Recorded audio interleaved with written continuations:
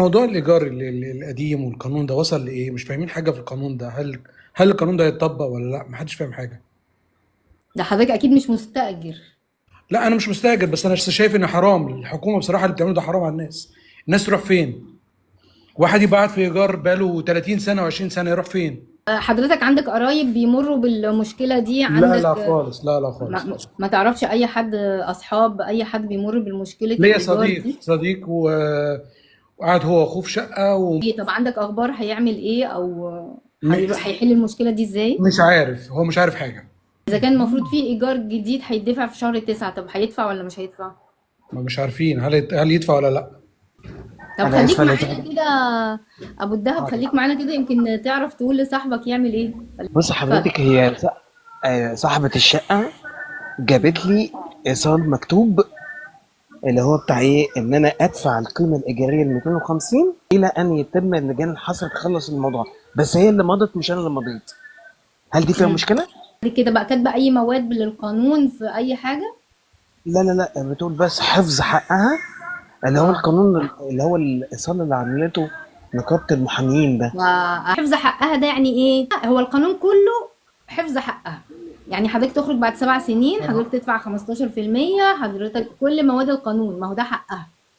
الحاجة التانية بالنسبة لي، أنا كان عندي شقة خدتها من وزارة الإسكان أيام مبارك، مشروع مبارك. ايوه.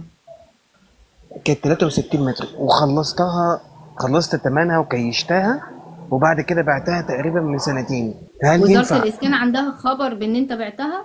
ما أنا بعتها لأخويا. مش مهم مين المشتري، مش مهم، ما هو حضرتك ذمه ماليه منفصله عن اخوك. الوزارة الإسكان لو ما عندهاش، يعني لازم تروح على النتورك عندهم الشبكة تتأكد الشقة اللي في العنوان الفلاني دي باسم مين عندهم. لو باسم حضرتك مش هيدوك شقة تانية. يعني أروح لهم وزارة الإسكان ولا بنك الإسكان والتعمير ولا إيه؟ حضرتك لما اشتريت من مين؟ طبعا كنت بدفع الفلوس في بنك الإسكان والتعمير. يبقى بنك بس خدتها الإسكان والتأمين. بس خدتها طبعا من حضرتك من وزارة الإسكان عموما. شوف، هي هتبقى نتورك واحدة، يعني هما الاتنين هتلاقيهم نفس النتورك، يعني كل الداتا هتلاقيهم واحدة. يعني حضرتك اروح اصلا عند بنك الاسكان والتعمير واقول له ان انا بعت الشقه واوري له صوره العقد او حاجه زي كده يعني؟ او ممكن اخوك يروح كأنه بيأكد ان هو اللي اشترى، ويتأكد ان اسمه هو اللي موجود عند وزارة الإسكان. لو لقى تمام. اسمه موجود عند وزارة الإسكان، يعني بلاش انت، خليك بعيد. لو اه. أخوك يروح يتأكد إن اسمه بقى موجود بالعقد اللي هو اشترى بيه، فده هيبقى أفضل كده، طب يبقى انا، خلاص انت بعتها فتقدر تشتري شقة جديدة. طيب بس معلش انت حضرتك برضه. هتتنازل عن شقتك الإيجار القديم. مفيش مشكله، بس ناخد شقه جديده. انت حر بقى، لا ما اعرفش بقى، تطلع جديدة بقى، تطلع حمضانة، تطلع زي ما تطلع، انا ماليش دعوة، عشان ما تقولش ايه ان انا دعمت حاجة وقلت، انا لا بقول لا لك على لا لا الخطوات. لا يا فندم، لا ماليش لا، ده انت دعوة كتر خيرك. بالفيلم ده. انا لا لا اضمن ده انت كتر، الحكومة. انت كتر، يعني ممكن ما تديناش شقه تقصدي يعني. ماليش دعوة، ما طبعا اعرفش. برضه. ما كده اعرفش. فهمت. طبعا كده هو فهمت ممكن ما حضرتك. يكونش فيه شقق طبعا. قال برضو ايه؟ ما اعرفش. طب ما حضرتك في اعرفش. اللحظة دي انا ما عنديش اي ضمانات، وما عنديش اي حاجة تخليني اثق. فلكن حضرتك واثق ومتحمس وخدت شقة قبل كده، جو اون، يلا انطلق. سؤال لا انا تاني يا واثق، أستاذة. انا واثق قبل كده، لكن دلوقتي مش عارف. قدرش، انا ماليش دعوة. نصيحة سيبني اوعى كده. تقدم على مشروع الشقة الجديدة دي، اوعى، نصيحة. ليه بقى؟ طب ليه؟ نصيحة ده، لا مؤاخذة بلح زي ما بيقولوا. بلح. اوعى، هتبقى لا مؤاخذة، هتبقى خدت مقلب محترم. الله الله الله. طب كويس انت قلت لي. دي نصيحة.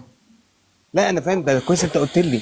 وما تدفعش، انا عن نفسي ما ادفعش قيمة الايجار الجديد، انا بشتكي، انا مساكن في ايجار قديم ولا تبع مم. القانون. بس انا نصيحة، ما تدفعش قيمة الايجار الجديدة، ولو هي ما رضتش تقبله ادفعها في المحكمة. ولا انا جاية ادعوك الى سمعت دين فيديو جديد. المحامين مش فاكر اساميهم ايه، بيحذروا من الناس ما تدفعش قيمة الايجار الجديد عشان ما يطبقش عليهم القانون، وما يقدموش على الشقق اللي تطرح على الوزارة، وزارة الإسكان في الشهر 10، عشان خاطر ما يترددش من بعد ما يترددش من الشقة بعد 7 سنين. اه. بص يا استاذه، طب ما دي مشكله برضه. الاستاذ اثار حته حلوه يعني. الحكومه امم بتقول حاجه، ما امم تزعليش مني، الحكومه بتقول حاجه وفي كلام امم تاني بيتقال، احنا مش عارفين الصح فين، ما احنا كده عميان. كنت سمعت عضو مجلس الشعب بيتكلم في نقطة الدائري، توسيع الدائري. اه الحكومة اتوعدت إن هي تدي لكل غرفة 40,000 ومش عارف إيه والكلام ده، اه ولغاية النهاردة ما اتطبقش حاجة وما ادتش حد حاجة. يا رب استغرب كده غير المواضيع دي خالص. دي ايوه، جت فجأة مش مركز مع الحكومه انت، ركز معاها. نهائي كده.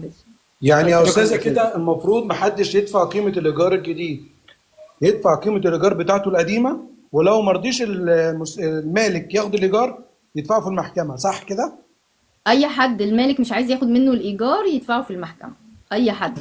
تمام تمام زي القديمه او الفل. الجديده دي طبعا بقى لظروفه هو الشخصيه. ليه؟ لان هو لو دفع القديمه بس المؤجر هيرفع عليه قضيه، فهو على استعداد يخش المحكمه. في ناس على استعداد تخش المحكمه عشان تطعن على القانون كله.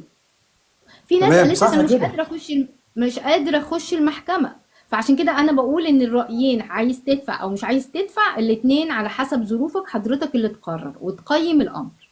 ده قانون فاسد، وأنا شايف إن أعضاء مجلس الشعب باعوا الشعب. الحمد لله. اللي وافق على القانون باع الشعب. من 2015 صاحب البيت طلب مني ان ارفع القيمه الايجاريه، فهي ايجار الشقه كانت 10 جنيه، فقلت له مم. خلاص هدفع 200 جنيه. طلب مني من 2015 500، فرفضت طبعا. مم. فقعدت 6 اشهر اديله الايجار، ما كانش بيديني وصل، فروحت دفعت في المحكمه. يعني كنت بديله ال 200 جنيه وبدفع في المحكمه بالقيمه الايجاريه بتاعه العقد، على مم. اساس خايفه برضه ان هو يتلاعب بيا يعني وكده. هو فعلا كان عايز يطردني على اساس ان ما يدينيش وصل يعني وكده. مم. انا لغايه دلوقتي مستمره بدفع في المحكمه. هل ممكن استمر ادفع ال 250 في المحكمه برضه ولا ايه يعني؟ طبعا جدا. يا ريت يعني يا ريت كل الناس تدفع في المحكمة، ده افضل. لكن يعني مش عارفين هل فعلا بقى موضوع الشقق دي هيبقى بلح زي ما بيقولوا ولا ايه، مش عارفين يعني. هما دلوقتي لما هيعملوا موضوع ان احنا نقدم على الشقق وكده، هيكتبني اقرار ان انا هسيب الشقة. ف ايوه، طب طب يعني دلوقتي يعني ايه الحل ان احنا نعمل؟ بيقولوا اللي مش هيقدم مش هيبقى ليه شقة وهيطرد بعد 7 سنين برضه، يعني مش ما عارفين. لازم يقولوا كده، ما لازم يقولوا عشان يخوفوا حضرتك، فهتخافي فتتهزي فتروحي لهم جري.